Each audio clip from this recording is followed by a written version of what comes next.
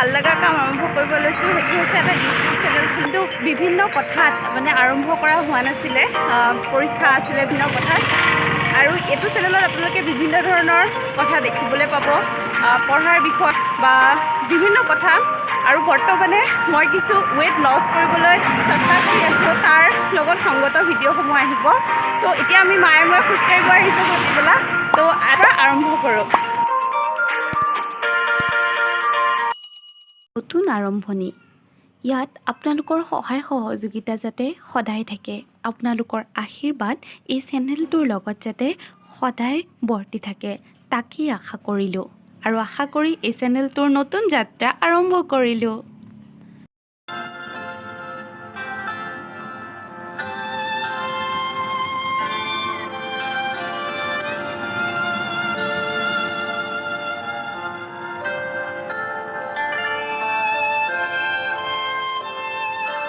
আজি খোজকঢ়া ডিষ্টেঞ্চটো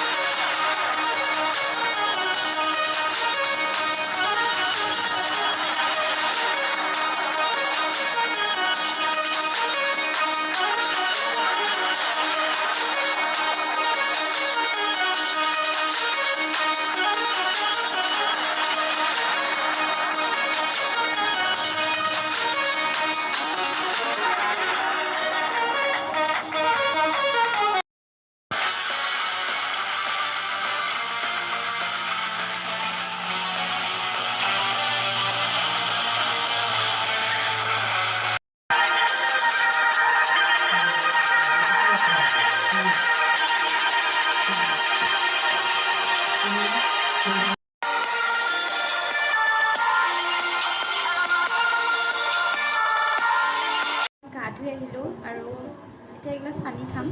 পানীটো খুব প্ৰয়োজনীয় হয় আচলতে যেতিয়া ৱেইট লছ প্ৰক্ৰিয়াত থাকে। মই সেইটো ইউটিউবৰ ভিডিঅ' চাই গম পাইছোঁ, ইমান নাজানো, কিন্তু এনেও পানী খাব লাগে আৰু পানী বহুত প্ৰয়োজন হৈছিলে। কিন্তু ব্যায়াম কৰি থাকোঁতে বহুত বেছি পানী খাব নালাগে বুলি কয়, সেইকাৰণে ব্যায়াম কৰি গা ধুই মই এগিলাচ পানী হাতত লৈ লৈছোঁ। ইয়াৰ পিছত প্ৰাণায়াম কৰিব ষ্টাৰ্ট কৰিম। মই ইয়াত এক্সাৰচাইজ হওক বা প্ৰাণায়াম হওক, তাৰ কিছু অংশ ইয়াত সংযুক্ত কৰিবলৈ চেষ্টা কৰিছোঁ। গোটেইখিনি ক্লিপ ল'ব পৰাটো সম্ভৱ নহয়, কিন্তু যিমানখিনি ক্লিপ মই সংগ্ৰহ কৰিছোঁ তাৰ আপোনালোককো কিছু আভাস দিবলৈ মই চেষ্টা কৰিছোঁ।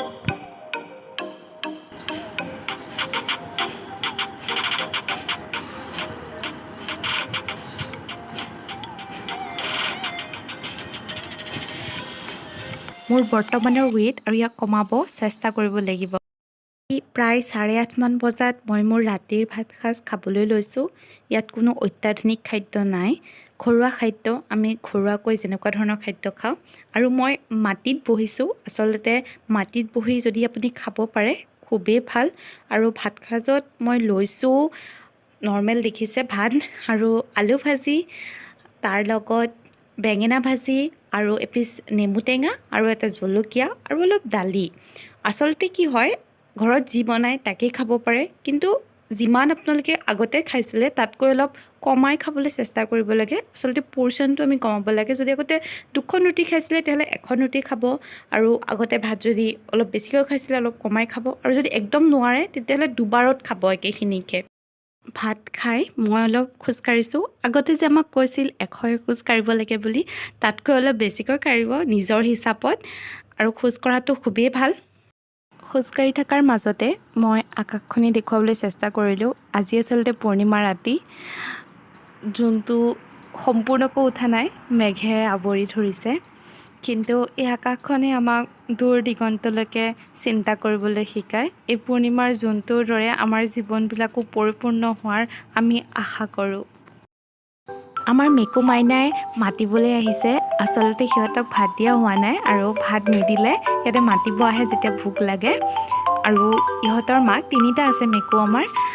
ইহঁতৰ মাক ঢুকাই থাকিলে মানে আমাৰ ঘৰৰ পৰা নোহোৱা হৈ গ'ল আৰু ইহঁতৰ মাক আমাৰ আত্মীয়ৰ নিচিনা আছিলে আৰু সিহঁতৰ দায়িত্ব আমাক দি থৈ যোৱা যেন অনুভৱ হয় আৰু তাক পালন কৰিবলৈ আমি যিমান পাৰোঁ চেষ্টা কৰিছোঁ।